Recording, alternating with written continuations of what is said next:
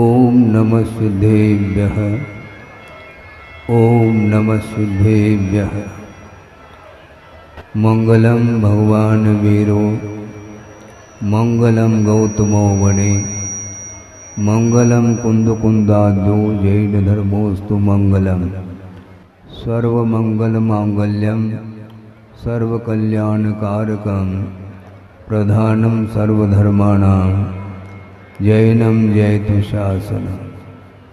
अहिंसा परमो धर्म की महावीर भगवान की प्रातः स्मरणीय परम पूजाचार्य गुरुवर श्री विद्यासागर जी मुनि महाराज की जय।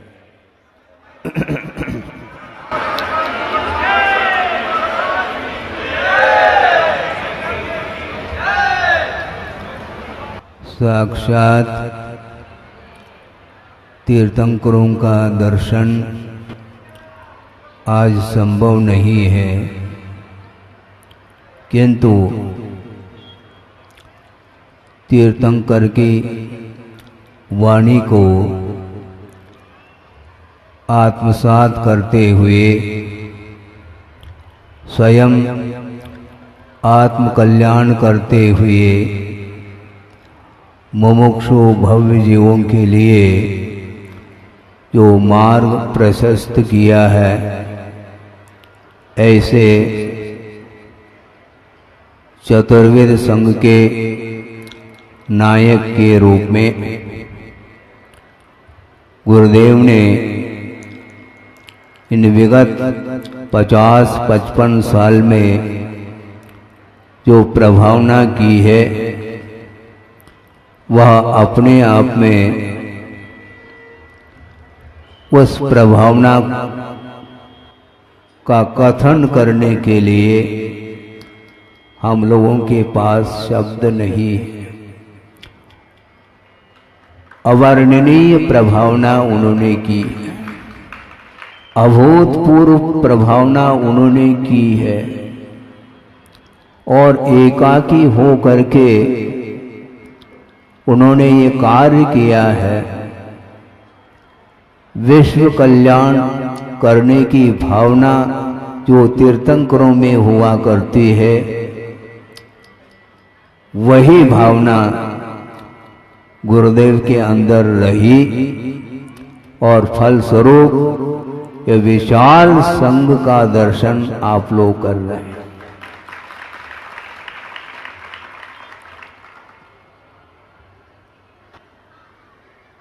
सन 76 में आचार्य महाराज संघ सहित कुंडलपुर आए और यहाँ का वातावरण देखा। पहाड़ के ऊपर 62 जनालय, नीचे और ऊपर सब मिल करके उनका दर्शन, उनकी वंदना की। उसमें हम भी शामिल थे, और चुल्लक अवस्था में मैं था उस समय। वातावरण कैसा था उसका वर्णन भी हम नहीं कर पाएंगे, किंतु उस समय जो कुंडलपुर का रूप था और वर्तमान में जो आप लोग गगन को छूने वाले उत्तुंग शिखर के साथ बड़े बाबा का जिनालय का दर्शन पूरे भारतवर्ष की ही नहीं, देश विदेश के लोग भी यहाँ पर आकर के, यहाँ पर जैसे ही बड़े बाबा का वो दर्शन करते हैं, उनको लगता होगा कि यह स्वप्न तो मैं नहीं देख रहा हूँ। ऐसा अभूतपूर्व दृश्य देखने को मिलता है।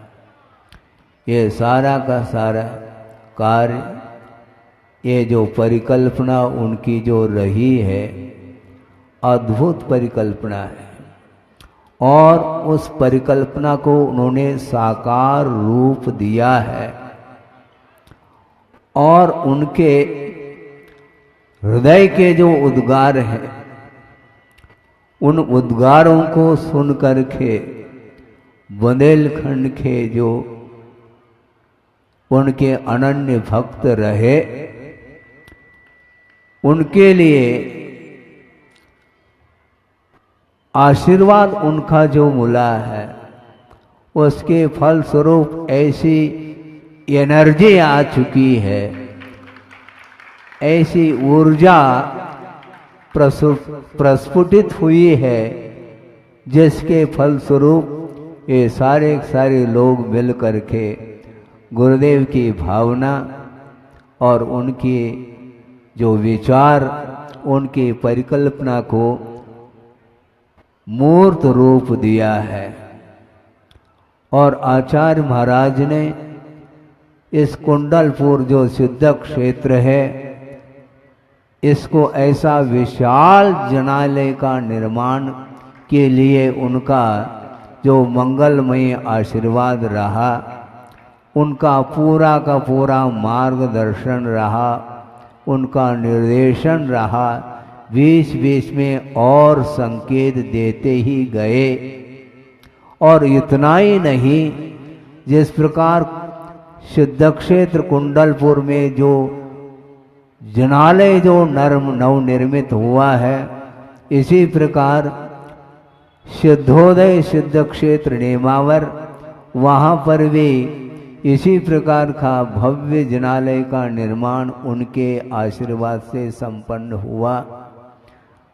और इसके अलावा अमरकंटक सर्वोदय तीर्थ के नाम से जानने लगा है, वहाँ पर भी इसी प्रकार का भव्य पाषाणमय जनालय का निर्माण।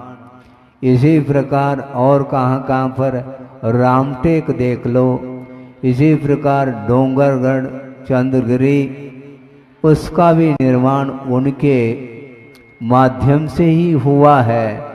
इस प्रकार हजारों साल के लिए जो पाषाणमयी जनालयों का जो निर्माण हुआ है, और उसके दर्शन के माध्यम से लाखों करोड़ों जो जनता ने की है और करती ही जाएगी, जिसके माध्यम से सम्यक दर्शन की उपलब्धि हुआ करती है। सम्यक दर्शन की उत्पत्ति में एक बहुत महत्वपूर्ण जो कारण आगम में स्वीकार किया है, जनबिंब दर्शन के माध्यम से भी सम्यक की उत्पत्ति होती है।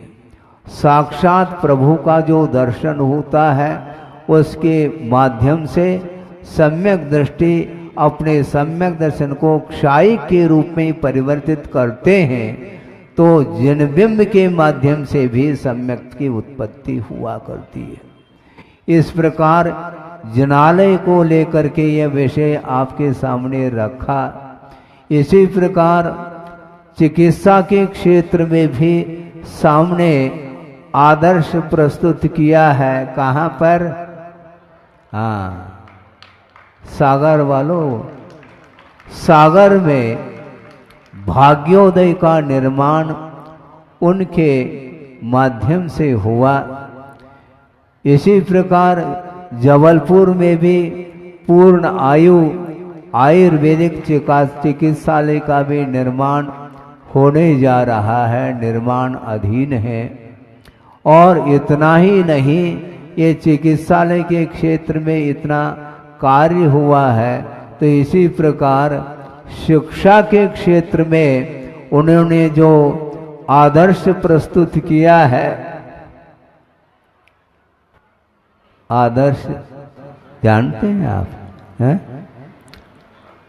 आर्यिका संघ बहुत विशाल संघ है, और उन्होंने इस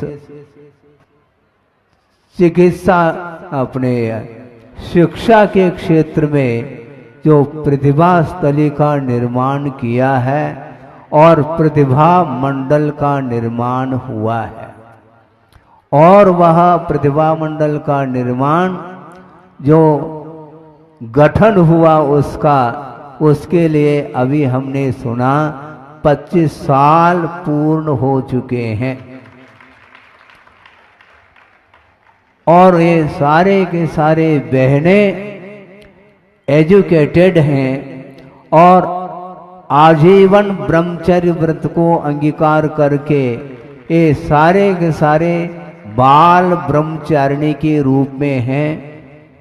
और उसमें कितने ही बहनों ने दो दो प्रतिमाएं भी ले चुकी हैं और उस प्रतिमाओं का निर्दोष पालन करते हुए जो छात्राएं हैं हजारों की संख्या में, उनको संस्कारित करती हुई इस प्रतिभा स्थली को आगे और बढ़ा रही है।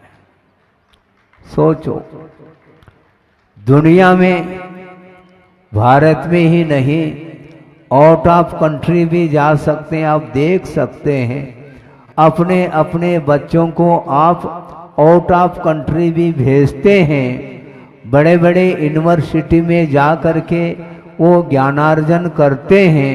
इसके बावजूद भी वह ज्ञान मात्र सांसारिक क्षेत्र में काम में आने वाला ज्ञान है, किंतु उस ज्ञान के माध्यम से परमार्थ का ज्ञान नहीं हो सकता। बड़े बड़े यूनिवर्सिटीज, कॉलेज, स्कूल इत्यादि बहुत सारे अनगिनत हैं, इसके बावजूद भी आत्मा का दर्शन उस ज्ञान के द्वारा नहीं हो सकता। इसलिए परमार्थ का ज्ञान हो, इस प्रकार पवित्र भाव को हृदय में रखते हुए गुरुदेव ने जो आशीर्वाद दिया है प्रतिभा मंडल के लिए, वह निरंतर आशीर्वाद फलता जा रहा है और विशाल रूप लेता जा रहा है। सोचो, विचार करो, धार्मिक संस्कार अन्यत्र नहीं मिल सकते। इसलिए अपने अपने जो परिवार में जो छोटी छोटी बालिकाएं हैं उनको कहाँ पर भेजना? हाँ, प्रतिभा स्थली एक रामटेक में खुला है, एक ललितपुर में खुला है और एक इंदौर शहर में रेवती रेंज में बहुत बड़ा रेंज है। किसका? प्रतिभा स्थली का। ये ध्यान रखो, रत्नत्रय का प्रभाव है। निर्दोष रत्नत्रय की आराधना उन्होंने जो की है और निर्दोष रूप से रत्नत्रय की आराधना करने के लिए उन्होंने जो श्रमण संघ ही नहीं चतुर्वेद संघ के लिए जो उन्होंने आशीर्वाद दिया है और आशीर्वाद ही नहीं रत्नत्रय को प्रदान किया है, वो रत्नत्रय की आराधना उनके आशीर्वाद के माध्यम से, उनके आदेश का अनुपालन करते हुए हम निरंतर निर्दोष रूप से रत्नत्रय की आराधना हम कर सके। इस प्रकार मैं बार बार गुरुदेव के चरणों में प्रार्थना करता हूँ और वंदना करता हूँ। मैं इसलिए कह रहा हूँ, समय आपका काफी तीव्र गति से ये घड़ी चल रही है, किंतु घड़ी घड़ी यानी पल पल में संसारी प्राणी के परिणाम परिवर्तित होते हैं। उन परिणामों को स्थायित्व देने के लिए जो गुरुदेव ने आशीर्वाद दिया है वह अद्भुत आशीर्वाद है। और ये 25 साल पूर्ण हो चुके हैं इस प्रतिभा स्थली के लिए, प्रतिभा मंडल का निर्माण किया है। और यह केवल मात्र ज्ञान की आराधना नहीं, किंतु ज्ञान की आराधना संयम की आराधना के लिए हुआ करती है। चारित्र की आराधना करने के लिए ही ज्ञान का आलंबन लिया जाता है। और उन्होंने 50-55 साल तक दिगंबरत्व को धारण करके निर्दोष उन्होंने रत्नत्रय की जो उपासना की है और गुरु की जो उपासना की है, गुरु के प्रति जो समर्पण भाव के साथ उन्होंने जो आज्ञा का अनुपालन किया है, उसका प्रतिफल है, यह परिणाम है कि आज यह दृश्य हम लोगों को देखने को मिल रहा है।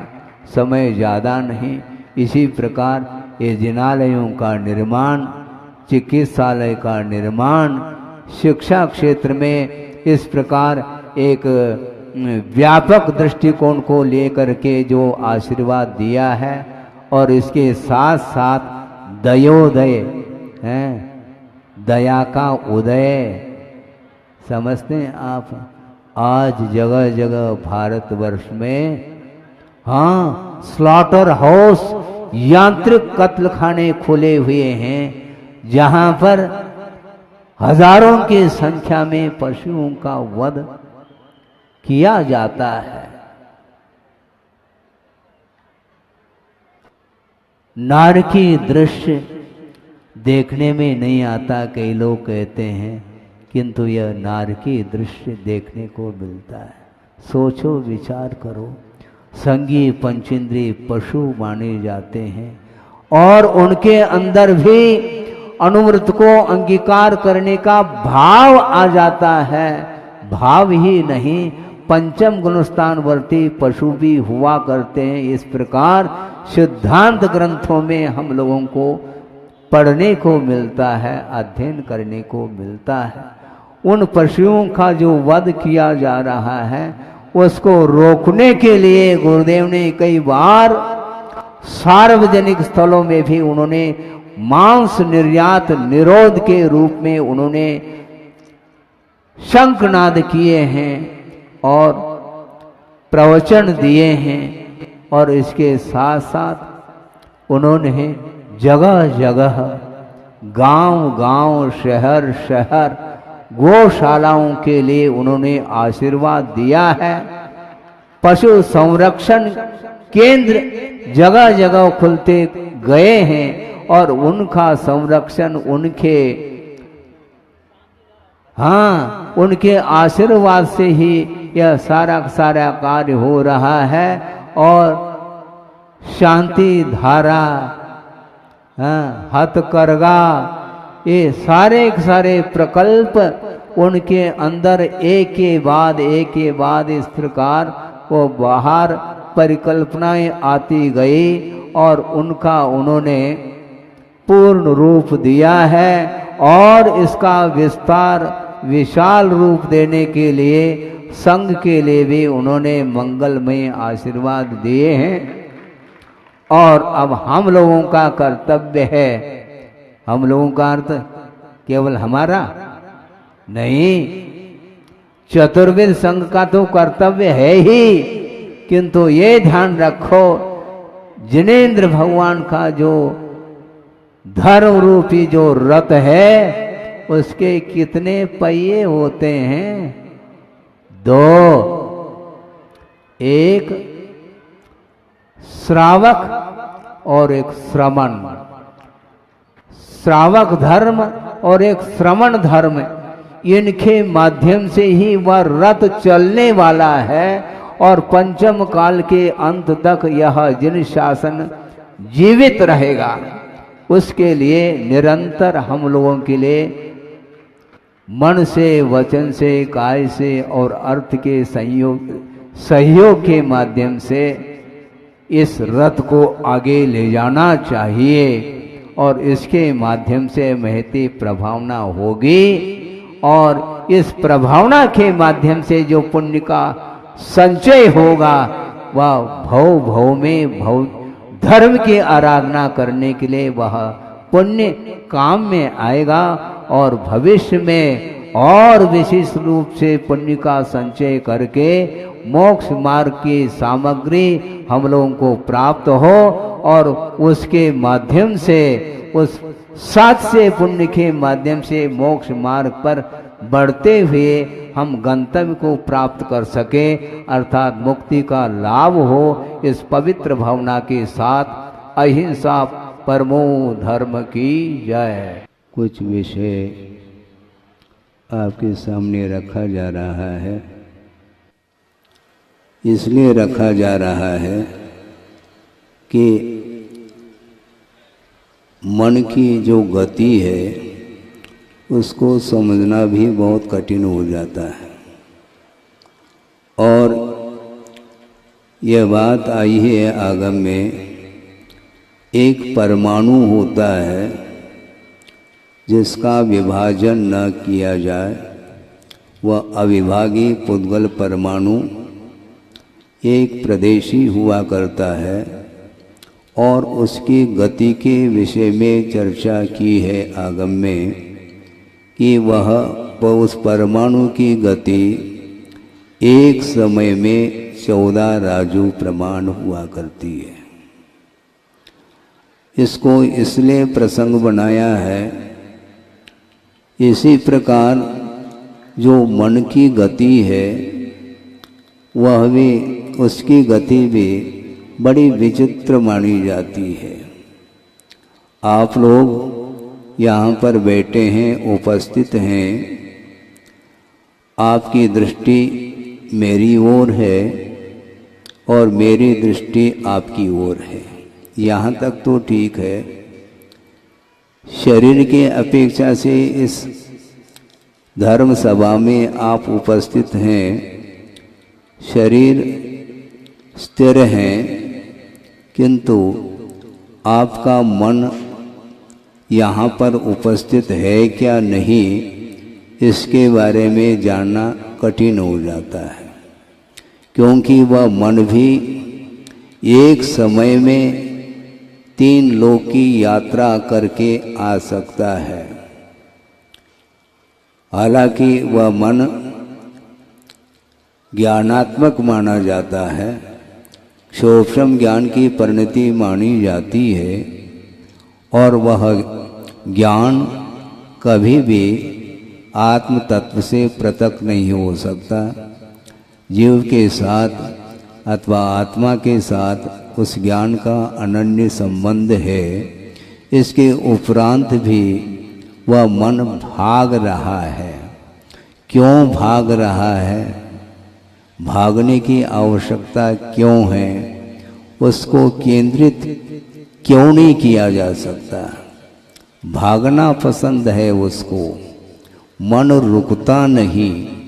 वह हमेशा, जिस प्रकार एक पीपल का वृक्ष होता है और उसके पत्ते आप लोगों ने देखे होंगे, वह वृक्ष का तना तो हिल नहीं रहा है और बिना हवा के भी वो पत्ते हिल रहे हैं, कंपित हैं। उसका यह स्वभाव है। वाइब्रेशन जिसको बोलते हैं, स्पंदन का नाम योग कहा है। आत्म प्रदेशों का जो स्पंदन होता है उसका नाम योग है। और वह आत्म प्रदेशों में जो स्पंदन आता है वह मन वचन काय की चेष्टा के द्वारा आता है। और चेष्टा के कारण वह संसारी प्राणी निरंतर कर्म का आश्रव करता रहता है। आपको ज्ञात नहीं है, वह आश्रव बुद्धिपूर्वक भी होता है और अबुद्धिपूर्वक भी चेष्टाएं हुआ करती हैं। शयन अवस्था में जो चेष्टाएं होती हैं वह भी अबुद्धिपूर्वक हैं, अवचेतन दशा में हो रही हैं। किंतु जागृत अवस्था में भी कुछ चेष्टाएं अबुद्धिपूर्वक हो सकती हैं, होती हैं। महाराज वो कैसी होती हैं? मान लो आपस में चर्चा कर रहे हैं, मान लो तत्व चर्चा भी चल रही है, किंतु कुछ एक्शन होते हैं, उस एक्शन में कोई उपयोग नहीं जाता, चर्चा करते समय जो हाथ का एक्शन जो हो रहा है उसमें कोई इरादा नहीं है, कोई बुद्धिपूर्वक वो चेष्टाएं नहीं हो रही हैं, किंतु हो जरूर रही हैं। इसी प्रकार आँख के पलकें आपकी झपकती हैं, खुलती हैं, आप टिमकार लेते हैं, इसमें आपका कोई उपयोग नहीं, ये प्रायोगिक क्रियाएं नहीं मानी जाती, किंतु ये वैश्रेषिक क्रियाएं लगभग ये होती हैं। स्वभाव इसी को बोलते हैं। उसी प्रकार मन निरंतर कुछ न कुछ सोचता रहता है, सोचना इसका स्वभाव जैसा हो गया है। बिना विचार किए, बिना सोचे, बिना जाने वह शांत बैठ नहीं सकता। और शांत बैठने के लिए ही आगम की आज्ञा और गुरुओं का आदेश है कि मनगत भी चेष्टाएं समाप्त हो जाए तो वह कर्म का आश्रव रुक सकता है। आश्रव का जो निरोध है उसका नाम संवर कहा है।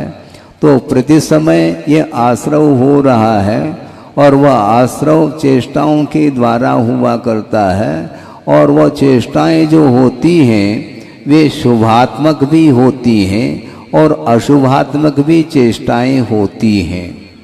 एक प्रासंगिक कारिका आपके सामने रख रहा हूँ, शायद संभव है जितने भी स्वाध्यायशील व्यक्ति हैं उनके दिमाग में भी वह कारिका आ सकती है, फिर भी प्रसंग के अनुरूप उसको आपके सामने रख रहा हूँ कि उत्तमा स्वात्म चिंता स्यात्, उत्तमा स्वात्म चिंता स्यात्, देह चिंता च मध्यमा, अधमा काम चिंता स्यात्, पर चिंता अधमा अधमा, ऐसा कहा।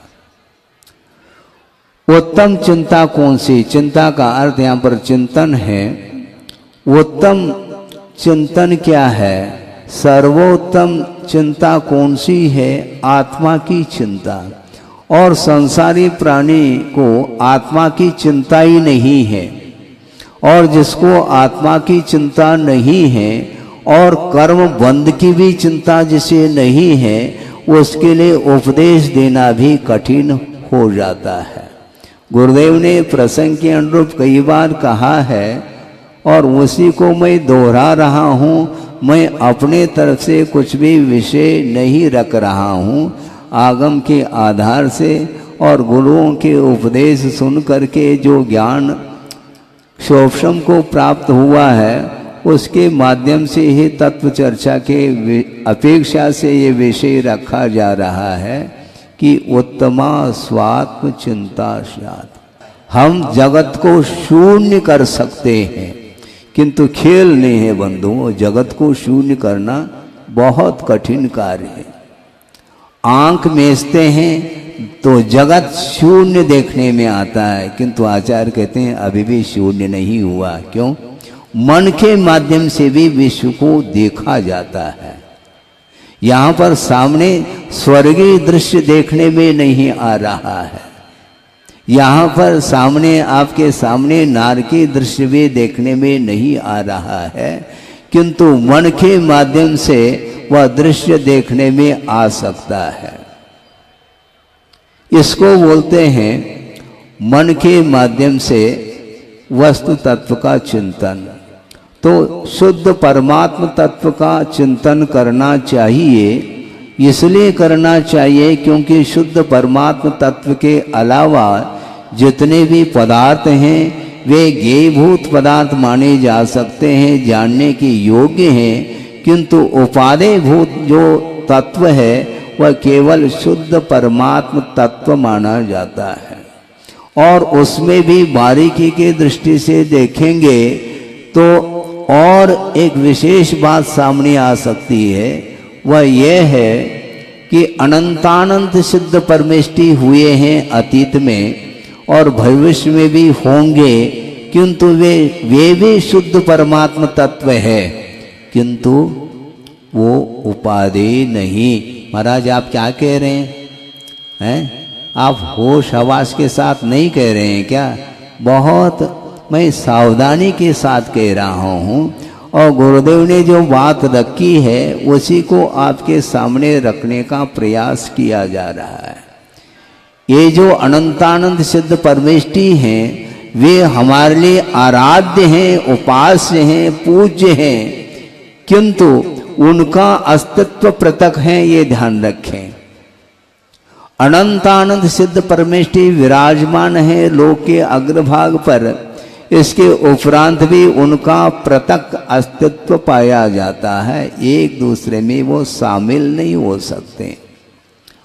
अनंत सुख का वे अनुभव कर रहे हैं किंतु स्वतंत्रता के साथ कर रहे हैं। किसी बगल में जो सिद्ध परमेष्ठी हैं, बगल में मतलब वहीं पर विराजमान हैं, और उनमें जो अनंत सुख उत्पन्न हो रहा है उसमें से थोड़ा मैं ले लो, ऐसा कोई सिद्ध परमेष्ठी करने लग जाए, ऐसा नहीं होता।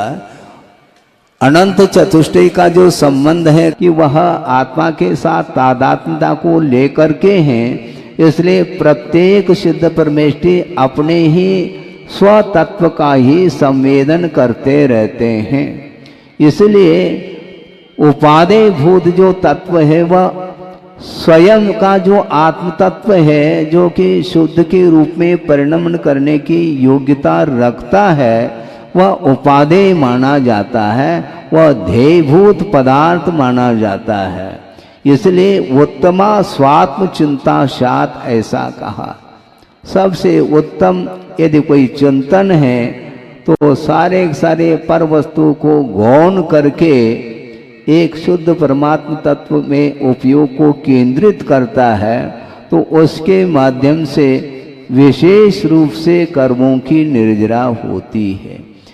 कर्मों की निर्जरा और संवर के लिए बहुत सारे साधन हैं, उसमें जो गुप्ती रूप जो साधन है वह सबसे महत्वपूर्ण साधन इसलिए है उसके माध्यम से कर्मों का क्षय देखने में आता है।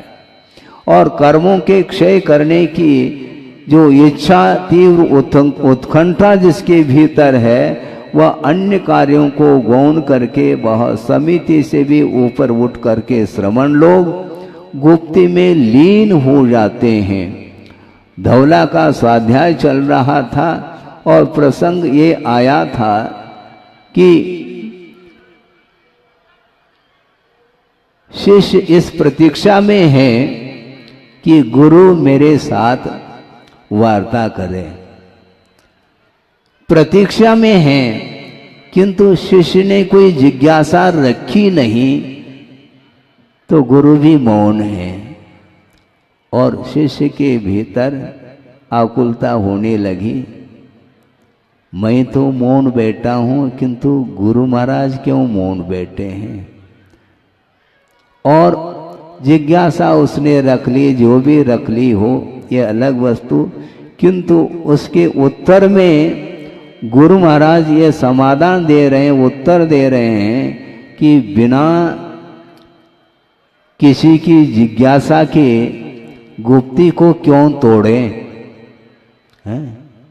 निष्प्रयोजन वचन प्रवृत्ति भी ठीक नहीं है। यद्यपि श्रमण लोग भाषा समिति का आलम्बन लेकर के, यानी भाषा समिति का आधार लेकर के हितमित मिष्ट वचन का प्रयोग करते हैं, इसके उपरांत भी आगमकार ये कहना चाहते हैं कि तुम तो भाषा समिति के अनुरूप बोल रहे हो, किंतु किमर्थम, क्यों बोले। बोलने का यदि प्रयोजन है तो आगम का आधार लेकर के अनुवीची यानी आगम का आधार लेकर के बोले, किंतु प्रयोजन हो भूत विषय हो तो बोले, अन्यथा मौन रहें, जिसके माध्यम से गुप्ती पलेगी और उसके माध्यम से विशेष रूप से कर्मों की निर्जरा होती है, पाप कर्मों की के लिए सहायक भूत जो साथ से पुण्य का भी अर्जन होता है। ये निश्चित बात है, इसलिए उत्तमा स्वात्म चिंता स्यात् ऐसा कहा। महाराज सब कुछ छुड़ाना चाहते हैं क्या आप ये कह सकते हैं कि महाराज सब कुछ छुड़ाना चाहते हैं क्या? तो मैं ये पूछना चाहता हूं कि सब कुछ बटोरना चाहते हैं क्या? तुम क्या करना चाहते हो? तुम बटोरना चाह रहे हो, और जो बटोरा जाता है वह परवस्तु को ही बटोरा जाता है, अपने आत्म तत्व को बटोरा नहीं जाता, उसका चिंतन किया जाता है कि आत्मा का वस्तुतः स्वरूप क्या है। आत्मा का स्वरूप बहुत, उस आत्म स्वरूप के विषय में वर्णन करने के लिए गणधर परमेष्टि भी अपने आप को अक्षम महसूस कर रहे हैं। इतना विराट तत्व है वो।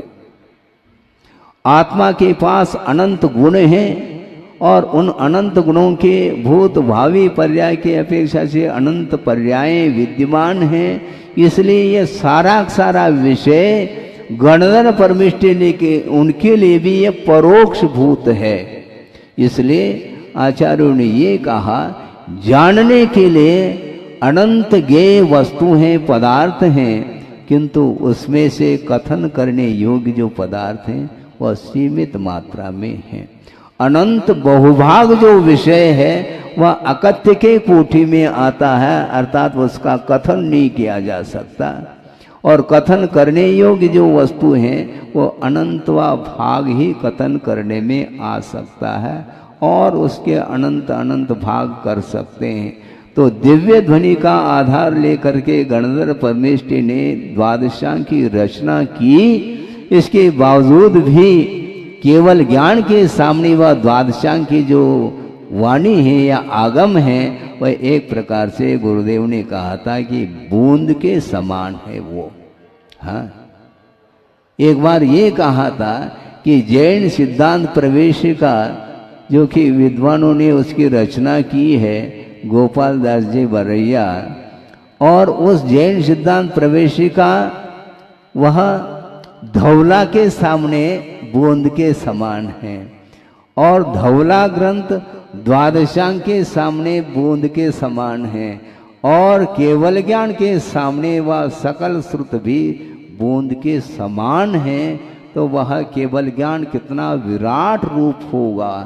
इसके उपरांत भी आचार्य कहते हैं उन समस्त वस्तुओं को जानने की कोई आवश्यकता नहीं है, क्योंकि प्रयोजन भूत तत्व का यदि परिज्ञान हो जाता है तो आत्मा का कल्याण हुए बिना रह नहीं सकता।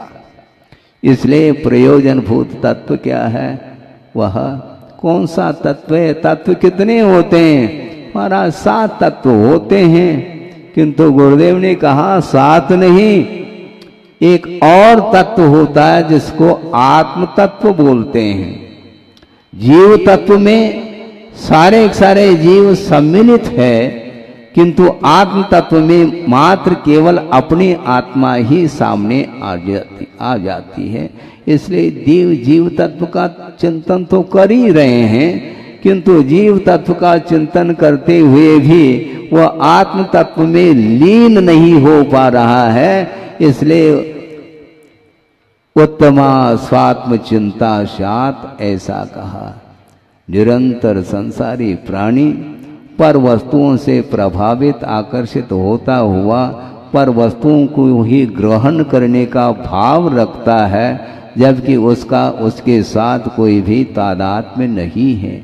वह पर है। पर को अपना मानना यह समीचीन ज्ञान का यह रूप नहीं है। समीचीन ज्ञान वही है जिस वस्तु का जैसा स्वरूप है उसको उसी रूप में स्वीकार करना, श्रद्धान का विषय बनाना या सम्यक ज्ञान का विषय माना जाता है। इसलिए संसारी प्राणी खाली बैठे वह आत्म तत्व में लीन होना पसंद नहीं करता, जबकि आगमकार ये कहना चाह रहे हैं कि एक अंतर मुहूर्त पर्याप्त है। उस आत्म तत्व को केंद्रित करके उसमें यदि लीन हो जाता है तो वह ध्यान का रूप ले लेता है वह ज्ञान, क्योंकि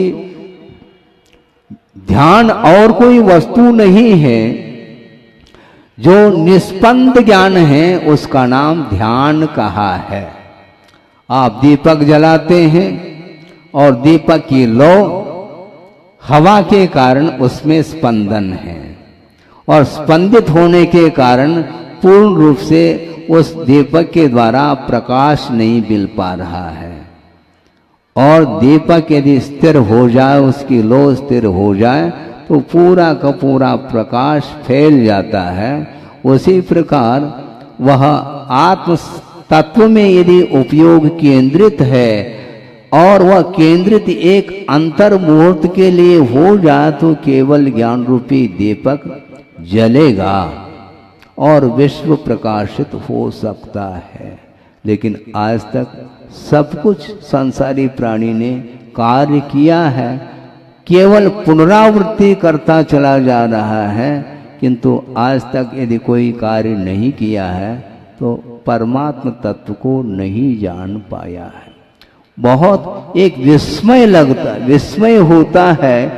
33 सागर की आयु है सर्वार सिद्धि में, और निरंतर परम शुक्लेशा के साथ वे अहमिंद्र द्वादशांग के पाठी होते हैं, और निरंतर तत्व चिंतन में ही उनका उपयोग लगा हुआ रहता है। इसके उपरांत भी क्या, इसके उपरांत भी आत्म तत्व का संवेदन यानी वीतरागता का संवेदन उन्हें नहीं हो सकता। क्यों? क्योंकि संयम का अभाव है। द्वादशांग की पाठी होने के उपरांत भी समस्त पदार्थों को जानने की क्षमता रख रहे हैं, भले ही परोक्ष रूप से हो, किंतु इसके उपरांत भी आत्म तत्व का वीतराग स्व संवेदन जिसको बोलते हैं उससे वो वंचित है। क्षायक सम्यक दृष्टि भी हो सकते हैं, इसमें कोई बाधा नहीं। और 33 सागर तक तत्व चिंतन में लीन होते हुए भी एक विशेष बात और कह रहा हूं कि वहां पर वासना नहीं है। परे अप्रविचारा ऐसा सूत्र आता है। 16वें स्वर्ग तक तो भिन्न भिन्न स्वर्ग में रहने वाले जो देव हैं, इंद्र आदि के हैं, वो प्रविचार से सहित हैं, किंतु 9 ग्रैवेक 9 अनुदेश और 5 अनुत्तर विमान में रहने वाले जो अहमिंद्र हैं वे शुक्लेशा के धारी होते हैं और वासना का अभाव रहता है। यानी मनोजन्य भी प्रविचार यानी वासना संभव नहीं है। इसके बावजूद भी असंयम पल रहा है। बड़ी विचित्र दशा है। 33 सागर तत्व का चिंतन करने के बावजूद भी वहां से जब जीव यहाँ उतर करके मनुष्य पर्याय को प्राप्त कर लेता है, वह पुराने जो संस्कार है वह डिलीट हो जाते हैं। 33 सागर तक तत्व चिंतन में लीन रहा, हाँ रहा। यहां आने के उपरांत वासना जागृत होती है। क्यों?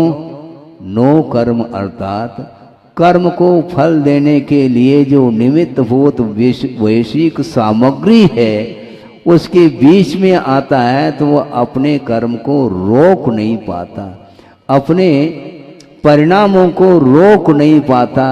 33 सागर संबंधी जो संस्कार थे, वासना के अभाव में जो तत्व चिंतन आदि किया था, वो सारा का सारा भाव विस्मृत हो जाता है। और यहाँ आकर के कौन आए?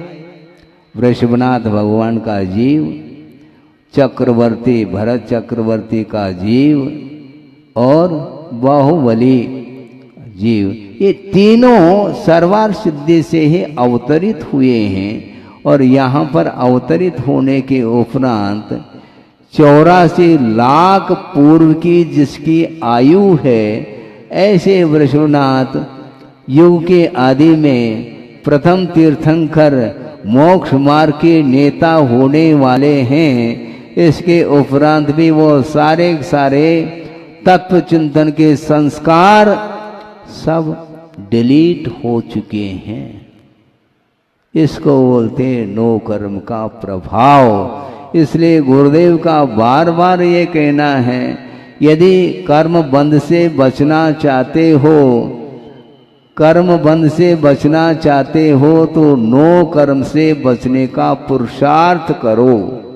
क्योंकि भिन्न भिन्न इंद्रियों के माध्यम से ये सारे पंच इंद्रिय के विषय ग्रहित हो जाती हैं और उसके माध्यम से आत्मा अथवा मन गाफिल हो जाता है।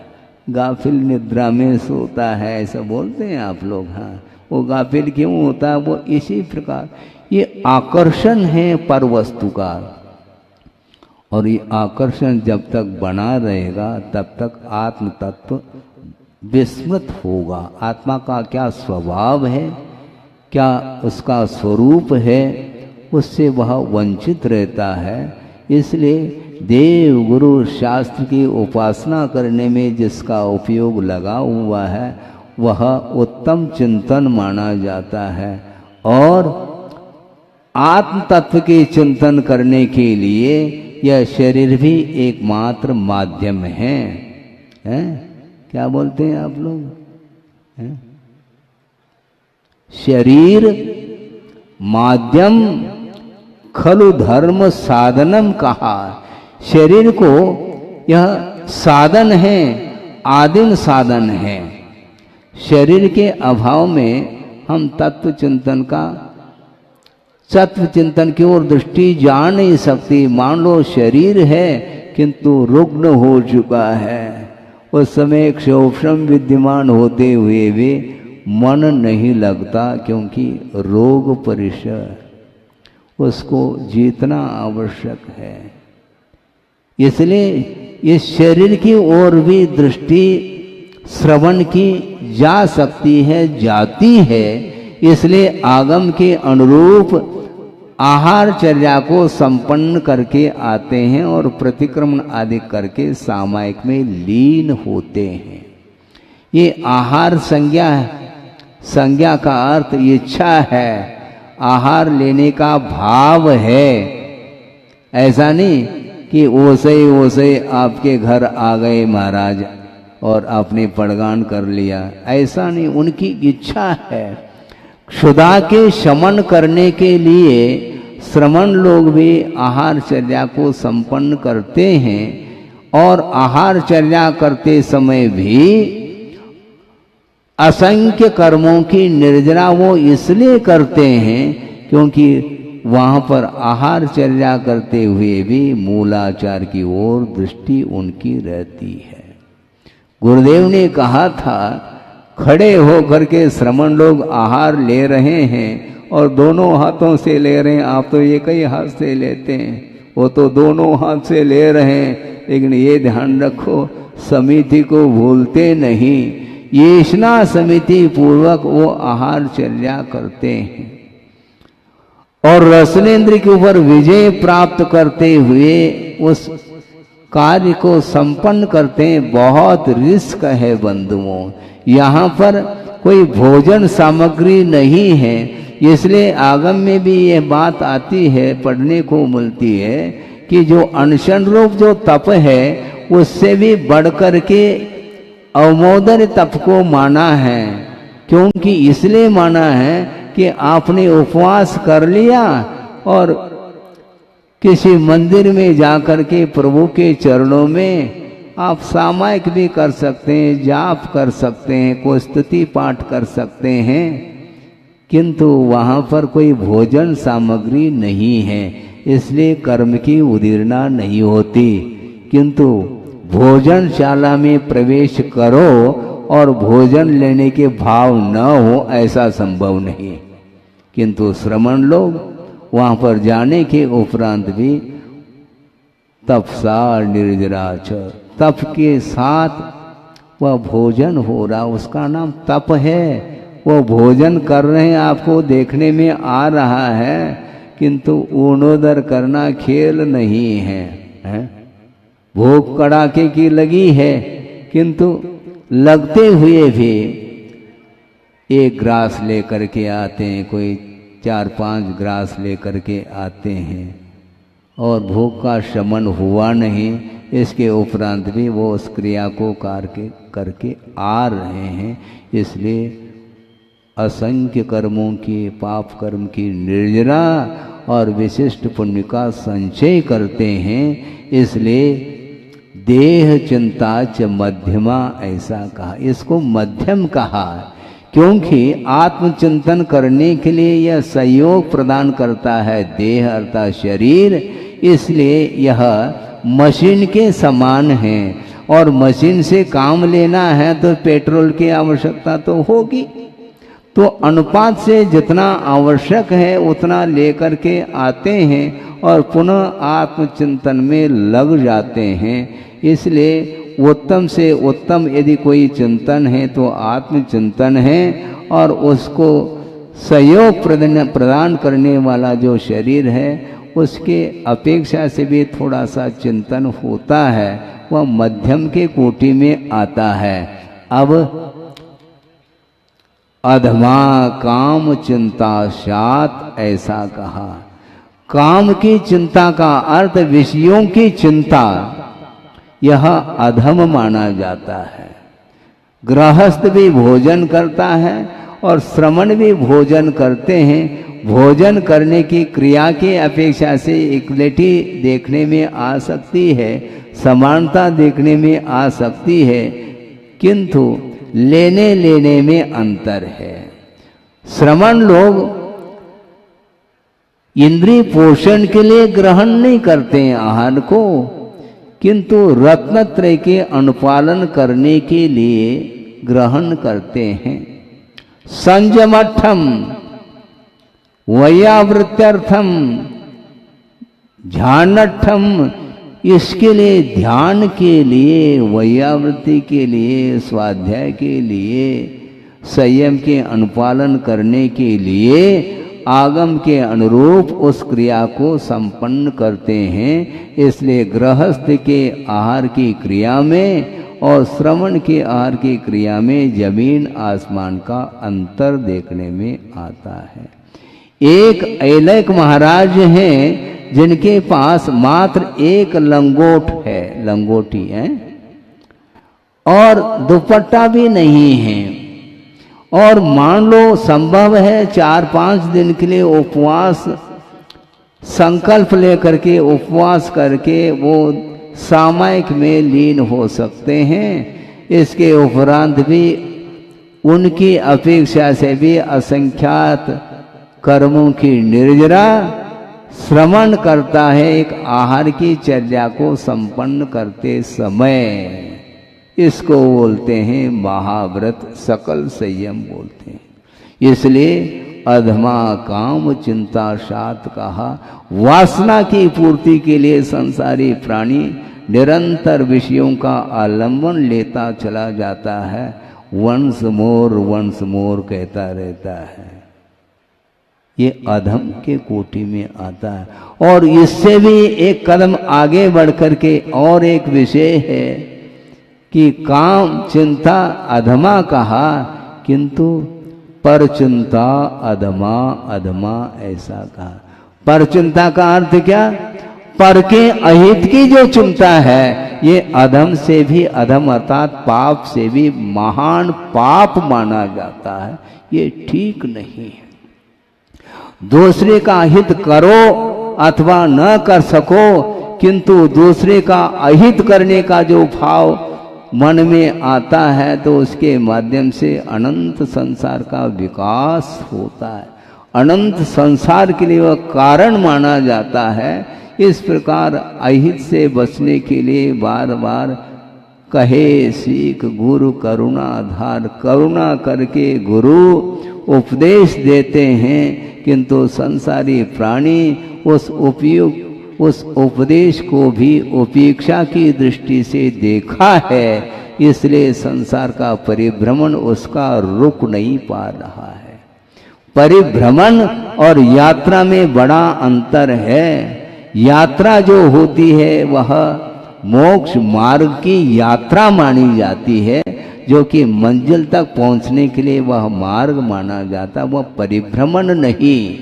किंतु संसारी प्राणी जहाँ पर है वहीं पर रह रहा है, किंतु परिभ्रमण चक्र चल रहा है। ये कोलू का बैल होता है, आपने देखा होगा, अभी तो देखने को नहीं मिलता क्योंकि जमाना पलट गया है, आधुनिक युग आया है। यंत्र के माध्यम से तेल को निकाला जाता है और वह पुराने जमाने में कोलू का बैल है और उसके माध्यम से उसके आँख के ऊपर पाठी बांधी जाती है और उसको घुमाया जा रहा है और वह घूम रहा है और वह विचार कर रहा है। रात भर घूम गया और सोचता है कि कोई नया स्थान मुझे मिलने वाला है विश्राम लेने के लिए, और आँख के ऊपर जो पाटी बंधी थी, बांध दी गई थी, वो निकाल दिया जाता है तो यथावत खड़ा हुआ अपने आप को पाता है। जहाँ पर था वहीं पर वहाँ। इसी को बोलते हैं परिभ्रमण। ये संसार चतुर्गति रूप जो परिभ्रमण है, इसी को बोलते हैं परिवर्तन का नाम संसार है। इसलिए अधमा काम चिंता साथ पर चिंता अधमा अधमा कहा। बैठे बैठे बैठे दूसरे के हित के बारे में सोचा जा सकता है, किंतु बुद्धि काम नहीं करती संसारी प्राणी की। वह क्या सोचता है? दूसरे के अहित के बारे में सोचता है। ये गाथा पूरी हो गई और अपना समय भी पूर्ण हो गया है। 8:30 बज गया है, हैं? इतना ही समय दिया गया था, समय पूर्ण हो गया, किंतु परिभ्रमण को समाप्त करने के लिए बहुत समय की आवश्यकता है। क्योंकि संसारी प्राणी बैठे बैठे आर ध्यान रौद्र ध्यान तो आसानी से कर लेता है, क्योंकि इसमें श्रम नहीं है, इसमें पुरुषार्थ नहीं। अनायास आर ध्यान के परिणाम रौद्र ध्यान के परिणाम जागृत होते हैं, क्योंकि अनादिकालीन एक मोहजन्य जो संस्कार है उसके पीछे लगे हुए हैं, और मोहजन्य संस्कार के कारण ही वह नित्य नए कर्मों का बंध करता रहता है, और उस कर्म के फल को भोगने के लिए भिन्न भिन्न गतियों में जा कर के वह दुख का अनुभव करता है। इसलिए ये एक ही श्लोक पर्याप्त है, जिसके माध्यम से आत्मा का चिंतन करने के लिए वह कारिका पर्याप्त है, और पाप से बचने के लिए भी वही कारिका पर्याप्त है। क्योंकि आत्मा का चिंतन करेंगे तो निश्चित रूप से उत्थान होगा, और दूसरे के अहित के बारे में अथवा विषय और कषाय के साथ यदि चिंतन चलता है तो वह पतन के लिए कारण माना जाता है। इसलिए अनादिकालीन जो परिभ्रमण है अथवा जो पतन हो रहा है निरंतर संसारी प्राणी का, उस पतन से ऊपर उठने के लिए आगम का सहारा ले और गुरुओं के कहे हुए वचनों को बड़े आदर और भक्ति के साथ स्वीकार करें। इस प्रकार सच्चे देव गुरु शास्त्र की आराधना करते हुए हमारा थोड़ा भी समय व्यतीत होता है तो वह भव भवांतर तक वह धार्मिक संस्कार पहुंच जाएंगे, और निश्चित रूप से वह अत्यल्प काल में विशेष रूप से मोक्ष मार्ग की सामग्री को प्राप्त करता हुआ और रत्नत्रय को उपलब्ध करके उसके माध्यम से कर्मों को काटने का अवसर उसको मिल सकता है। इस प्रकार कर्मों को काटने के लिए यह अवसर है, यह पर्याय मनुष्य पर्याय भी मिली है। इसलिए मनुष्य पर्याय की सार्थकता को सिद्ध करने के लिए एकमात्र सच्चे देवगुरु शास्त्र की आराधना ही हमारे लिए एक कारण है, और इसके माध्यम से हम अनंत काल के लिए मोह से मुक्त होकर के स्वतंत्रता का अनुभव कर सकते हैं। करें इस पवित्र भावना के साथ। अहिंसा परमो धर्म की।